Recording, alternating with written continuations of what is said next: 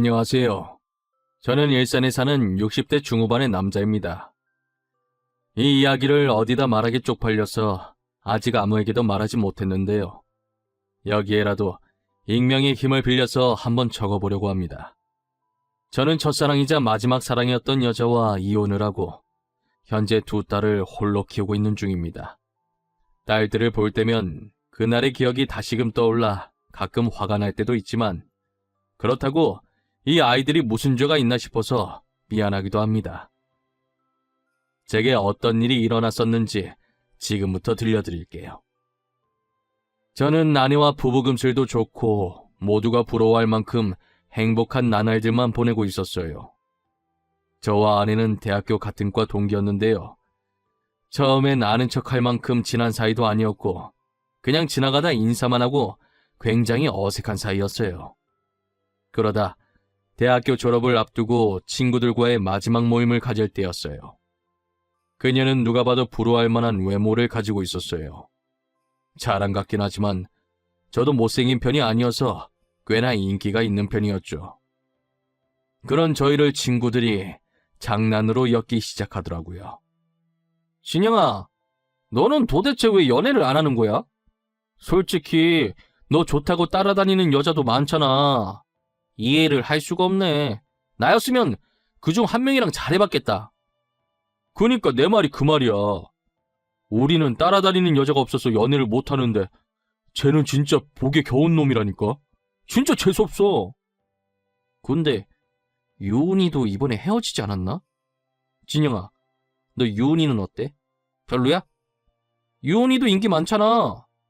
이렇게 보니까 너네 둘 잘 어울린다. 그러네.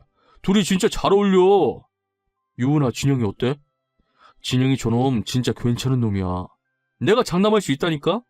얼굴도 반반하잖아. 너네 진짜 왜 그러냐? 유은이 불편하게. 그리고 나도 불편해. 그만해 이것들아. 너네나 빨리 짝 찾아서 연애하든가. 저는 이런 장난 어색하지만 아내는 괜히 불편할까봐 친구들을 말리기 시작했어요. 그러다가 친구들과 헤어지고 집에 가는 길에 그녀가 대뜸 저를 붙잡더라고요. 나 너한테 할 말이 있는데. 이거 진짜 빈말 아니고 애들이 사귀라고 해서 하는 말도 아니야. 나 진심으로 너 좋아해. 사실 입학하고 새내기 때부터 너를 짝사랑하고 있었어. 나를? 네가 나를 왜? 그리고 너 얼마 전에 남자친구랑 헤어진 거 아니었어? 그런데 갑자기 나를 짝사랑하고 있었다고? 무슨 말이야. 장난치지 마. 사실 너가 연애에 관심이 없는 것 같아서 고백을 못했어. 그리고 내가 거절을 못하는 성격이라 전 남자친구가 나한테 고백하길래 잠깐 만났던 것뿐이야. 나 지금 너무 당황스러워. 너 애들이 아까 장난쳐서 순간의 감정 아니야? 지금 나를 친구로서 좋아하는 건데 남자로서 좋아하는 거라고 착각한 걸 수도 있잖아. 절대 착각 아니야. 너 정말 좋아해. 너랑 같이 학교 다니고 싶어서 너 군대 가 있는 동안 휴학도 했어. 나 정말 진심이야. 내 감정인데 내가 착각할 리가 없잖아. 사실 저는 어릴 때부터 부모님의 이혼과 아버지의 재혼으로 연애에는 관심이 없어서 그녀에게도 아무런 마음이 없었어요. 그래서 저는 그녀의 고백을 거절하기 바빴습니다. 하지만 그녀는 제게 진심이었는지 첫 고백을 하던 날 이후로 더 적극적으로 구애를 하더라고요. 결국 저는 아내에게 두 손 두 발 다 들고 고백을 받아주었어요. 저는 첫 연애인지라 아내와 함께하는 모든 것이 처음이었어요. 친구들은 결국 이렇게 됐냐며 차라리 잘 됐다고 연애 한 번은 해봐야 하지 않겠냐고 놀리더라고요. 진영아, 솔직히 이거 다 우리 덕분이다. 알지? 살면서 연애는 한번 해봐야지, 안 그래? 그래도 첫 연애는 유은이라서 다행이네. 착하잖아. 우리가 말했잖아. 너네 둘이 진짜 잘 어울린다고. 이렇게 나란히 서 있으니까 선남선녀가 따로 없다. 아우, 진영이는 좋겠다. 알겠어 이것들아. 밥 한번 쏠게. 되는 날 말만 해. 내가 너네한테 거하게 쏠 테니까. 친구들은 제가 왜 연애 안 하는지 이유를 알고 있었거든요. 아버지는 아버지 인생이고 내 인생은 내 인생이라며 아버지 때문에 연애 안 한다는 말은 핑계라고 어떻게든 저를 제가 만든 틀 안에서 나오게 하려고 했었어요. 그런 제가 연애를 한다고 하니 친구들은 제 일처럼 기뻐해주고 축하해주더라고요. 그렇게 저희는 6년 정도 긴 연애를 하고 둘 다 안정적인 직장을 다니게 되면서 자연스럽게 결혼 얘기도 오가기 시작했습니다. 저희 집안은 부유한 집안이지만 아내 집안은 조금 기울어서 혹시나 반대를 하면 어쩔까 걱정이 많았어요. 게다가 저는 대기업을 다니고 아내는 나름 탄탄한 회사긴 하지만 중소기업에 다니고 있었죠. 아무래도 조금 벌어지는 격차에 저희는 양가 부모님을 만나기 전부터 많은 생각과 고민을 했었어요. 하지만 저희의 걱정은 기우였던 건지 의외로 별탈 없이 결혼 승낙을 받을 수 있었어요. 저희는 결혼을 하고 두 딸을 낳으면서 딸 키우는 재미에 웃음이 끊이진 않았습니다.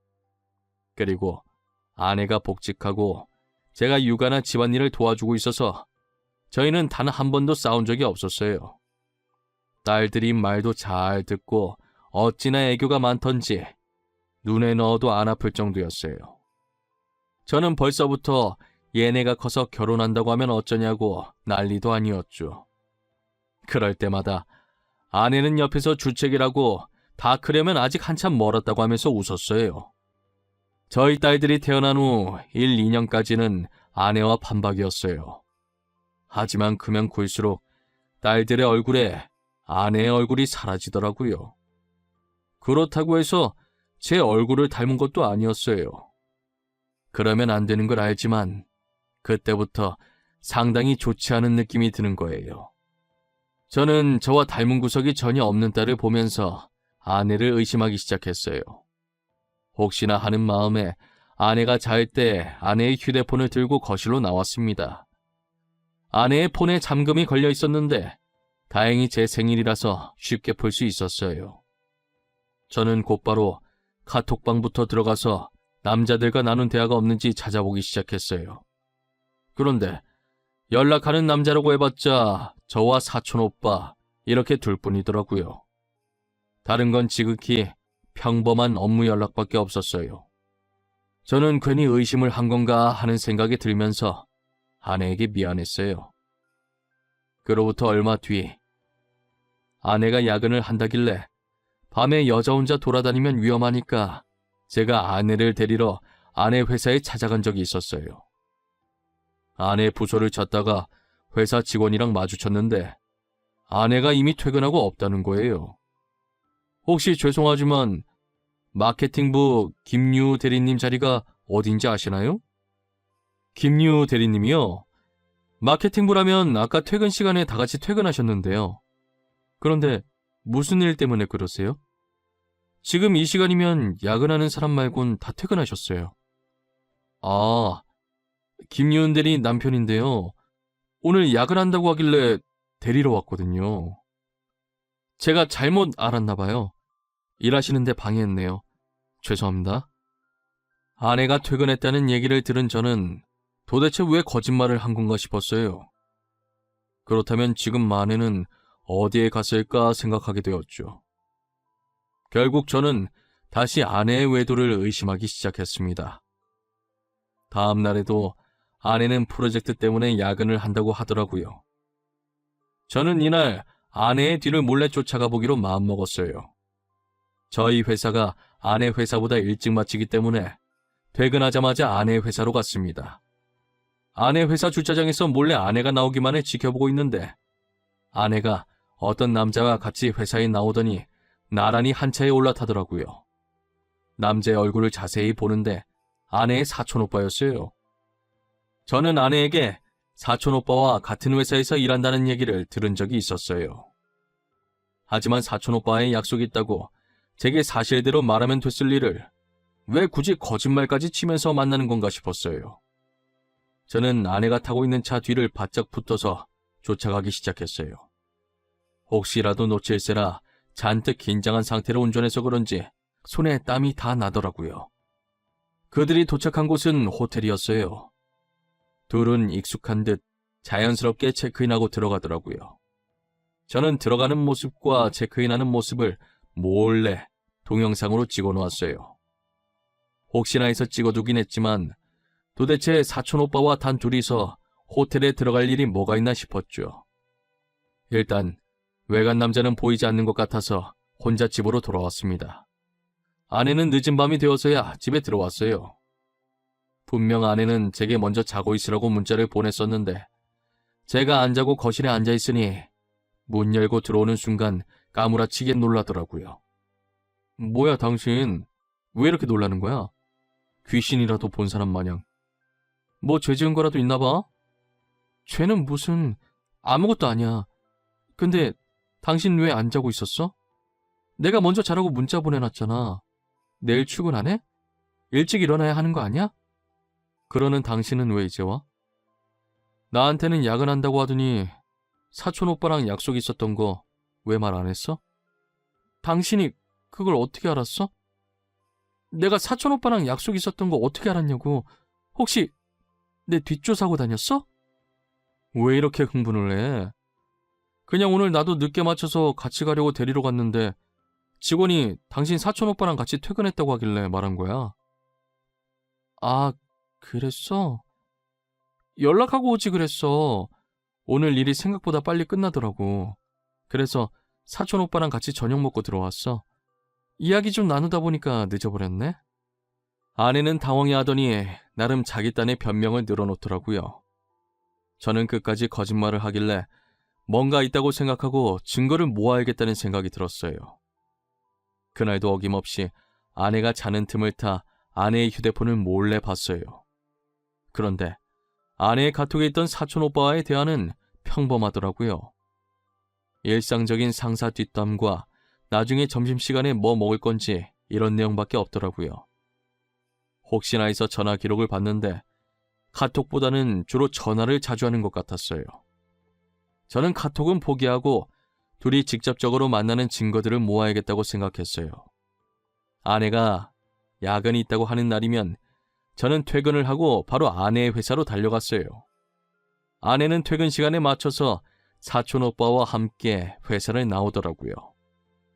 저는 또다시 야근한다고 거짓말한 아내에게 화가 났어요. 회사로 나온 이들은 그때 둘이서 갔던 그 호텔로 들어가더라고요. 이 모든 것은 제가 영상으로 다 담아놨고요. 저는 로비에서 그들이 나올 때까지 기다렸습니다. 3시간 정도 흘렀을까? 저는 엘리베이터 문이 열리는 순간 내리려고 하는 두 사람에게 다가갔고 그런 저를 아내가 발견하고 엄청 놀란 표정을 짓더라고요. 여보, 아니야. 나 진짜 아니야. 당신이 생각하는 그거 정말 아니다. 오해하면 안 돼. 나 아직 아무 말도 안 했는데 뭐가 아니야? 무슨 오해? 내 눈앞에 벌어진 상황 말하는 거야? 사촌 오빠랑 둘이 있는데 무슨 오해를 하겠어? 가족끼리. 맞아. 가족끼리 밥 먹으러 온 거야. 오늘 분명 야근할 줄 알았는데 안 하더라고. 그래서 그냥 여기 호텔 음식이 맛있다고 하길래 저녁으로 그거 먹으러 온 거야. 그래? 그럼 그렇다고 나한테 처음부터 말하면 됐잖아. 야근할 줄 알았는데 안 하더라. 그래서 사촌 오빠랑 밥 먹고 가겠다. 이 말이 그렇게 어려운 거야? 제 말에 아내는 되도 않는 변명만 늘어놓기 시작하는데 사촌 오빠는 옆에서 바지 주머니에 손 꽂고 저를 쳐다만 보고 있더라고요. 그렇게 한참을 보다가 입을 여는데 제게 하는 말이 가관이었어요. 저기요. 이왕 이렇게 된 거 그냥 유은이랑 이혼해주세요. 저 더 이상 숨어 다니고 싶지 않네요. 당당하게 유은이 만나고 싶어요. 그게 무슨 소리예요? 당당하게 유은이 만나고 싶다뇨? 지금 뭐 둘이서 연애라도 하겠다는 거예요? 이미 눈치챈 거 아니었어요? 그래서 이렇게 뒤쫓아온 거 아니냐고요. 네, 맞아요. 당신 예상대로 저 유은이 사촌 오빠 아닙니다.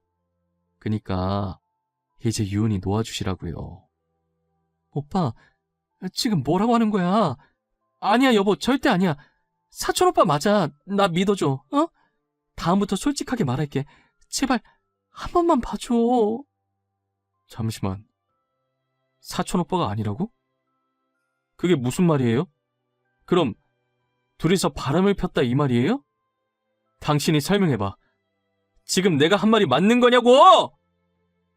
알고 보니 그 남자는 사촌 오빠가 아니라 상간남이었더라고요. 저는 계속해서 야근한다고 거짓말 치길래 따지고 있었는데 상간남은 제가 모든 것을 다 알고 뒤쫓아왔다고 생각을 했던 거죠.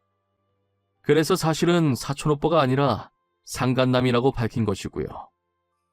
사실 둘 사이를 의심을 하긴 했지만 직접 들으니 너무 충격적이더라고요. 저는 그 자리에서 아내에게 이혼하겠다고 선포했습니다. 아내는 절대 이혼할 수 없다며 한 번만 봐달라고 하더라고요. 제가 절대 봐줄 생각이 없다고 했더니 그럼 아이들은 자기가 데리고 가겠다고 했어요. 딸들은 제 친딸이 아니라고, 사실 상간남의 딸이라고 하면서요. 아내는 제가 부유한 집안의 자식이라는 걸 알고 일부러 접근한 것이었어요. 그래서 제 호적에 있는 딸들을 데리고 가서 양육비라도 받을 작정이었던 거죠. 하지만 저는 제 친딸이 아니라고 해도 제가 사랑으로 키운 자식들이니 친딸이나 마찬가지라고 절대 줄 수 없다고 했습니다. 저는 그동안 모아둔 증거들과 호텔에서 삼자대면 하고 있을 때 몰래 녹음했던 것들로 이혼 소송과 상간남 소송을 손쉽게 해결할 수 있었습니다. 당연히 딸들의 양육권도 제가 가지고 올 수 있게 된 거죠. 알고 보니 그 남자는 아내가 부유한 집안인 줄 알고 있더라고요. 그래서 저한테 그렇게 당당하게 나왔던 것이고요. 아내가 입은 옷과 가방이 모두 명품이었는데 그게 제 돈이었던 건 몰랐나 봐요. 명품으로 휘감은 겉모습만 보고 부자인 줄 알고 아내에게 접근했던 거예요. 쥐뿔도 없는 아내와 상간남은 제게 위자료로 전 재산을 주고 나락으로 떨어지게 되었습니다. 제가 익명으로 그들이 다니고 있는 회사 커뮤니티에 글을 올리고 회사 팩스로 증거 사진들을 보내니 소문이 퍼져서 다니던 직장에서도 잘리게 되었어요. 이력서를 아무리 넣어도 인사고과가 좋지 않아서 뽑아주는 회사가 없었다고 하더라고요. 이건 본인들 무덤을 본인들이 직접 판 것이라고 생각합니다. 저는 그런 그들에게 아이들 양육비는 받을 생각은 하지도 않았어요. 오히려 온전히 제 힘으로 아이들을 키울 수 있어서 좋았어요. 그래야 제 자식이라고 떳떳하게 말할 수 있을 것 같았거든요. 딸들은 홀아버지 밑에서 반항도 한 번 안 하고 사춘기 없이 잘 자라줬어요. 큰딸은 의사가 되었고 막내딸은 공부를 더 하고 싶다고 해서 현재 유학을 갔어요. 최근 전 아내가 딸들이 너무 보고 싶다고 제게 연락을 했더라고요. 그래도 친엄마라고 딸들에 대한 모성애는 있었나 봅니다. 저는 연을 끊게 할 자격까지는 없으니 만나기는 해줘야겠다고 생각했어요. 둘째는 해외에 있어서 못 보고 큰딸은 엄마를 한번 만나보고 싶다고 하더라고요. 그래서 큰딸이라도 전 아내와 만나게 해줬습니다. 그런데 전 아내를 만나고 집에 돌아온 딸은 씩씩거리면서 화를 내기 시작하더라고요. 아빠, 나 다시는 엄마라는 사람 안 만날 거야. 그러니까 엄마 연락 오면 나한테 말하지 마. 나 찾으면 없다고 해. 나도 시은이랑 같이 유학 갔다고 해. 알겠지? 우리 딸이 왜 이렇게 화가 났을까? 엄마 만나서 무슨 일이 있었어? 아빠한테 말을 해야 알지. 왜 그러는데? 앞으로 엄마라고도 하지 마. 나 엄마 없어. 나 참 어이가 없어서 말도 안 나와. 아니 글쎄, 그 여자가 내 친아빠라는 사람을 같이 데리고 왔더라고. 니네 친아빠도 너네가 어떻게 컸는지 보고 싶었나 보네. 나도 같이 왔을 거라고는 생각을 못했는데. 친아빠? 나 아빠는 지금 내 앞에 있는 아빠 한 명밖에 없어. 누가 내 친아빠야? 나보고 그 남자 아프다고 내가 의사니까 딸이 친아빠 치료해주고 치료비 내줘야 하는 거 아니니? 그 사람들 진짜 미친 거 아니니? 얼굴에 철판을 몇 개를 깔아야 그런 말을 한다니. 진짜 염치도 없는 사람들이네. 다시는 만나지 마. 나도 핏줄이라서 만나게 해줬더니 이게 뭐하는 짓이야? 전 아내와 상간남은 자기들 친딸이 의사라는 거 알고 일부러 만나려고 했더라고요. 딸한테 해준 것도 없으면서 다 커서 의사가 되니 자기들 치료해주고 치료비까지 내라고 하다니 사람의 탈을 쓰고 어떻게 그럴 수 있나 싶었어요. 저는 전 아내에게 사람이 이렇게까지 뻔뻔할 수 있냐면서 다시는 연락하지 말고 애들 앞에 나타날 생각도 하지 말라고 문자 남기고 차단했습니다. 전 아내와 상간남의 뻔뻔한 태도에 온몸에 소름이 돋을 지경이었어요. 아이에 대한 정도 없으면서 본인 이득만 취하려고 한다니요. 낳아줬다고 해서 다 부모는 아니잖아요. 그동안 딸들이 당당하게 멋진 아버지가 자신들을 홀로 이렇게 잘 키워주셨다고 말하고 다녔었지만 저는 그런 딸들을 보며 늘 미안했었어요. 하지만 더 이상 엄마 없이 키웠다고 자식들에게 미안해하지 않으려고요. 오히려 미안해하며 살아야 할 사람들은 전 아내와 상간남이라고 생각합니다. 여러분들은 옆에 있는 사람들과 꼭 행복하시길 바랄게요. 저는 비록 결혼에 실패했지만 다른 분들께서는 사랑하는 사람과 평생 함께 하셨으면 좋겠어요. 늘 건강하시고 이 시국도 조심하셨으면 좋겠습니다. 이때까지 저의 이야기를 들어주신 모든 분들께 감사합니다. 행복하세요.